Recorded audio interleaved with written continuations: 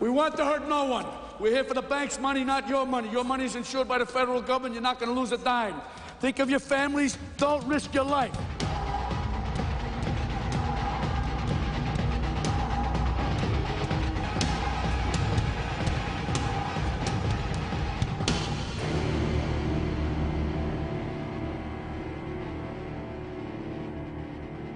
You know, in my opinion, every film speaks a different language. The film speaks, it's as if one movie speaks Spanish, another movie speaks German, another one Italian, another one English. And the key is to find, before you start the movie, what kind of language this film is going to speak. This is based on observations. This is based on people I've met, people I've known, people I've sat with and talked to. Thieves, cops, killers in certain respects. So it's based on content. It's not based, and it's not derived from other cinema. It's based on some, you know, basic research and stuff.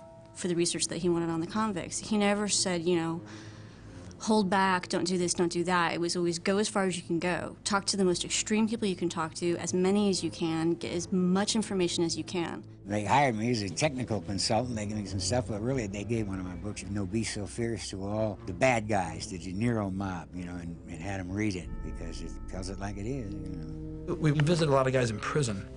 We went to Folsom and met guys who did this type of thing. One of them had a lot of money and got caught robbing a bank.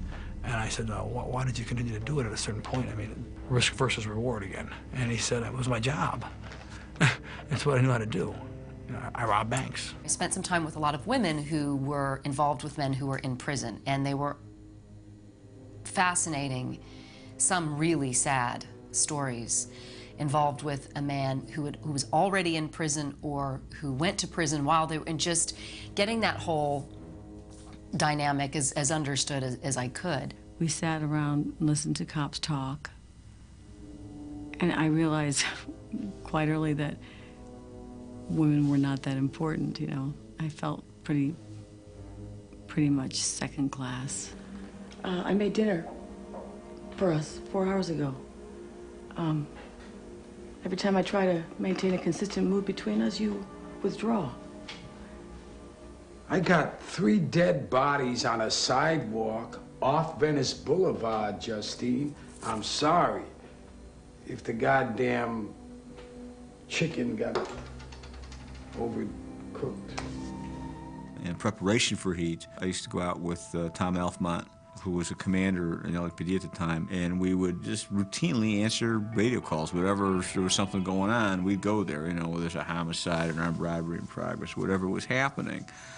And it took us all over the city. And that's how I really learned all about LA. I mean, he got to the point where sometimes on a couple things calls we went on, I mean, I always had 2 guns, so sometimes I would hand him a gun because he almost became like a partner. It was pointed out to me, it made total sense, and that is the police is not the Army. The police are used to having overwhelming force. They're not assaulted by an equally well-armed, well-trained force. And so when you assault the police are not used to that. Also, when you're in a situation that Neil McCauley finds himself in, time is against you. You have to get out, and you have to get out fast. Because every 10 seconds that you're staying there, more and more assets are coming in. So they have to shoot their way out, they assault the ambush, they shoot their way out, and they get out fast. That's the objective. Michael used to like to stage things so that his actors could see what it was really like. Michael staged some interrogation scenes that John Santucci and I did for them. Michael goes to the extent that most directors won't go to. For example, there's a restaurant I will not name, but on a certain night of the week, the police detectives would meet in the wine room at this restaurant. On a separate night of the week, the mob families would meet in the very same wine room. And Michael would stick the bad guys in there on the night that the mob families, crime families were in there, and they would have dinner together, and we would have dinner, the cops, with the detectives in the very same wine room. The thing that happens with certain directors that you really are, you know, at the top of their game is you feel this confidence And you feel as though you can go in there and they'll take care of the situation. They'll take care of you, and they'll take care of the authenticity. They will try to go after the best you have in you. I wanted everybody really well-trained so that they felt that they could actually do what the characters in this film do, because actors responded in a very big way. Mick Gould and Andy McNabb designed the curriculum by which Val Kilmer and Bobby De Niro and Tom Sizemore would acquire the skills that they had to acquire, and then it was a different curriculum for the cops. The preparation for the bank heist was in two parts. Obviously, there was the getting into the bank and creating the robbery, and secondly was the gunfight outside. We cased the entire joint. I went up and got a loan application, just the way they would figure out what's going on in this bank. It was a trip, how much knowledge we got, and they didn't know what was going on. They were in disguise, obviously because they're actors, everybody would know them otherwise. They went in, carried out their task, got in the vehicles, and we drove off. And when we got the tapes back from the bank, no one had been seen. So from the actor's point of view, they know that when they were going to do it on the film, they've already done it in real time, so they felt a bit more comfortable with what they were doing. Everybody took this movie really seriously, and then when we were, you know, in the planning stages of robberies and stuff, you really got that feeling, you know, this is the way it is. You know, this is how you do it. Some of the actors thought they knew how to handle weapons, and they were, you know, disabused of that notion. I mean, it was one whole day of safety before anyone was allowed to fire a round. We took each individual actor and trained him how to use the weapons. When we were on the ranges, we had actually cops teaching cops, so it kind of divorced everybody. So the bad guys were bad and the good guys were good, you know, and they had the correct training. I've never experienced anything like this. He had us out on the range to learn how to shoot guns. I've done it before. You practice, you learn, people teach you how to do it, where it goes and stuff. Only I've never done it with real bullets. Actually, I heard something that was very flattering, that there's a shot where I run out of bullets and I change the mag and I go back to firing. I think it's the Marines. They show the clip telling those maggots, if you can't change your clip as fast as this actor, then get out of my army. Everything you see on the film was done live on the ranges in Orange County, on the police ranges. It was basically 3 months of training, slowly building up, so there'll be 3 or 4 of them on the range, actually firing really close up, moving around, and hitting targets as well. I was able to build the actual street to scale. We're using flats on the sheriff's ranges and train the guys to actually do everything they do, moving from station to station. We shot all that live on the range before we actually did it with blanks downtown. So we did it for real and then went downtown and pretended. Pretty much everything that we do in the story, short of actual murder, we did off camera. Val and I knew each other a little bit, but in these training exercises, everything, we got to know each other, and it's kind of has a lot of levels when you do this. You get to know the person, you get to get a sense of who they are, and so that you're communicating and creating a relationship, which you can use, a familiarity that you can use when you're doing the scenes together. The other advantage is that there could be a look on Tom Sizemore's face in the scene in Johnny's coffee shop when Neil has just bounced Waingro's head on the table, and this guy in the next booth looks over there, and Sizemore looks at him, and there's no expression on his face. It's just lethal, and it's dead cold. And that's because Tom knew that Tom could do what Tom learned how to do. And so it's an authority that manifests itself in dialogue scenes that have nothing to do with weapons. What do you mean, forget the money? What am I doing? I'm talking to an empty telephone. I don't understand. Because there was a dead man on the other end of this fucking line. Michael took a group of us on a never-ending helicopter flight over the city. It's also a way that Michael Mann has to explain a movie to his collaborators, which is not about details. He starts with the broad concept. So the fact that we flew over the city for 3 endless hours, just looking for a possible location for the movie, gave me a vision of where we were going to set our story. The thing that I remember the most vividly was that he was interested in portraying Los Angeles in a completely different way than we had ever seen it before. and that it was to be an intricate part of the story in terms of all of the bits and pieces of places and spaces that the different characters of this movie occupied and how they all fit together to be a portrait of Los Angeles that is one that we're not familiar with. One side of the story is the city, Los Angeles, and the other side is the conflict, or relationship between Macaulay and Hannah. It looks in a way like one story explains the other, and the two stories really run parallel. And maybe Michael Mann's idea to choose these two characters to explain Los Angeles, and vice versa. We would go around the city and shoot photographs of things, not necessarily a location, but it could be a crucifix, it could be an old weird restaurant, it could be, but something that had a piece or an idea that might contribute to each of the scenes. And most of the time there's a huge room with a number of photographs. Some of them belong to the scouting of the movie, so they are very specific shots to describe a scene.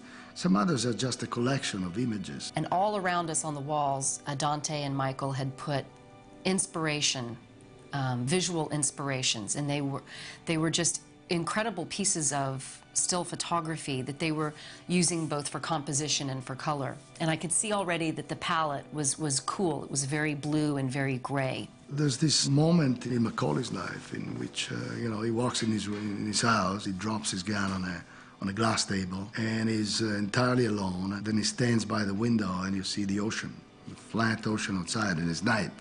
We had to gel all the windows in a very selected color.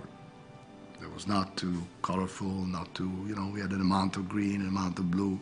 The combination of this worked fine with that particular moment. Inside, Neil Macaulay said as an emotional, lonely factor. There were something like 106 locations and sets, so it was quite a lot.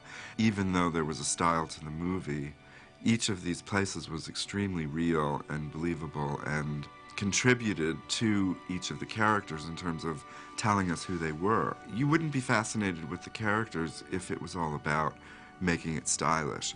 It's all about reinforcing those characters and putting them in a world that they can exist in. We found a place where there was an illegal cockfighting area that was then changed for the movie into a pit bull fight where you find a chop shop. And those are real environments. I mean, Michael is a director who wants to take from the reality and bring that into his film rather than do something that is imaginary.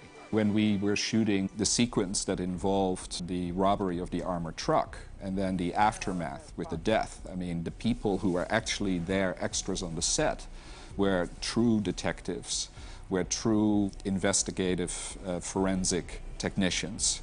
So you're dealing with people who really know how to do their job, and that brings a level of reality to a scene that otherwise you wouldn't get. The experience of being on that set for any director or any actor was electric. And so there's a very collegial atmosphere among the actors and myself. It was almost like a repertory company. Okay, we're gonna have to take them in the car. Wait till they are all in. Get clean shots. Watch your background. The main heist and the shootout were a big challenge. We were only allowed to shoot on Saturdays and Sundays. Every weekend we'd have to pull in there, get everything set up, and then pull out of that sequence on Sunday. So you're breaking it up over a series of weekends, which I think is always challenging because you have to come back and now recreate what you were doing a week ago. The gunfire downtown was truly horrifying sounding.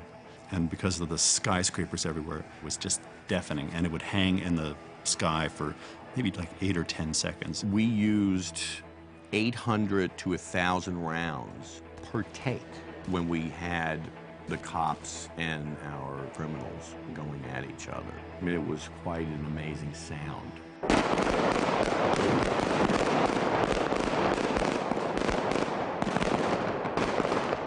In what we do, we replace everything. In movies, every sound you hear is there for a reason. So we were mixing in 3 stages simultaneously. And the pre-dubs of all the effects for that reel with all the gunshots came to the stage, and Michael said, "That's not the gunshot." And everybody was in shock. He said, how can you not, what don't you like about it? And I knew what he didn't like about it because I was on location, was that it was horrifying sounding. So the big gun shootout that you hear in the movie is all production sound. Nothing artificial or could come close to delivering the fear of the sound that the full load made moving through those automatic weapons, and the way the sound ricocheted off the walls of the buildings of an empty downtown. You couldn't manufacture the original sound. It was quite extraordinary.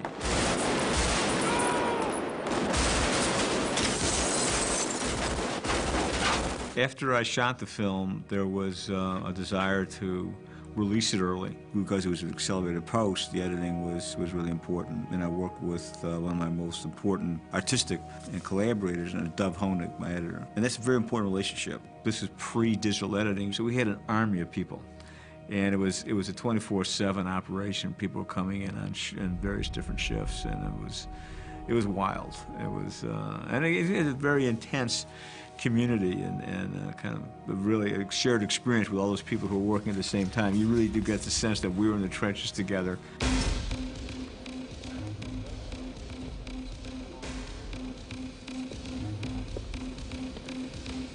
You can't separate the images from the sounds in Michael's movies, and you can't think of the bank heist in Heat without hearing that incredible percussive piece. He has a really very, very open mind as far as music goes. He's a real sonic explorer when it comes to that. The score was so modern, so interesting. It was such a brave, artistic score.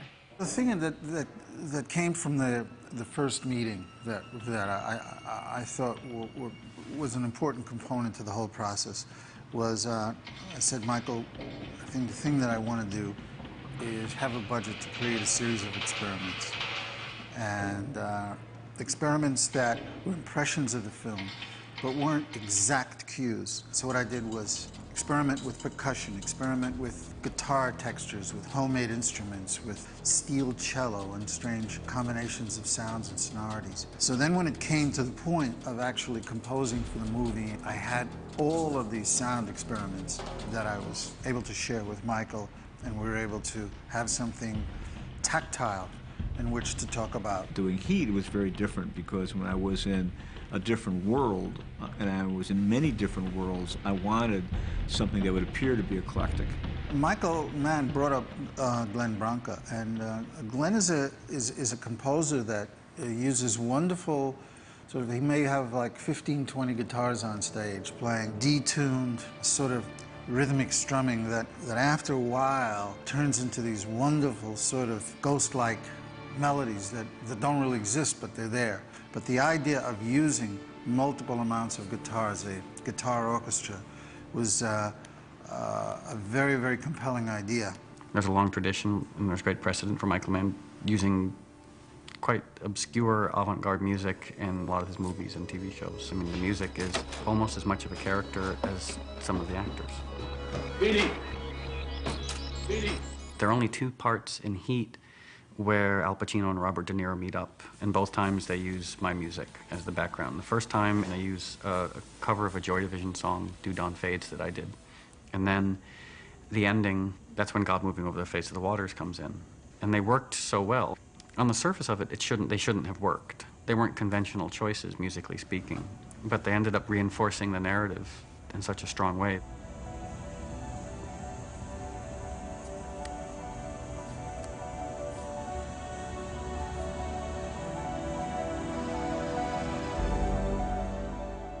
The end just kills me. Like it's like that's the love story, right? It's like the only one that could really understand Al's character, Bob's character, and that it's finding the poetry in that and not kind of stopping at the image. It's like, well, what is actually under Chino's need to chase this guy? Well, it's like, it's his twin. That's what he could have been, you know, or whatever, however you want to say it, but it's like the longing is so deep. The thing about Neil and Hannah, which is similar, is that both men are very individualized. Each is the author of who he is, and they're both fully conscious, and they're both fully aware. Consciousness like that and awareness like that, it's not easy to come by. He likes that relationship between this good guy and this bad guy, and the common ground that often happens. I mean, what separates the good from the bad sometimes, you know, is a very, very He likes you to think, you know, maybe the good guy's really not the good guy after all, and the bad guy's not so bad. I think it's just great filmmaking. It's a story, it grabs your attention from the beginning, and it doesn't let you go. Actually, one of the reviews I read said, all things old are made new again. It's cops and robbers, which I had never thought of the movie that way ever, because it's so much about relationships, and it's so specific to a time and place. It's like all good movies, it transcends being pigeonholed. The performances in the motion picture have lasting power forever. Bar none. I mean, it's an actor's film. Strangely enough, I thought for De Niro, it was a major moment. It was a quiet look at a thief who has a certain kind of lonely disregard for who he kills, but yet somehow you're in touch with his humanity. It was amazingly complex and simple at the same time. As brilliant as I thought Bobby was, and as brilliant an actor as he is, that over the years, you know, I've appreciated for some reason more and more, you know, what he did, the precision of his internal orientation.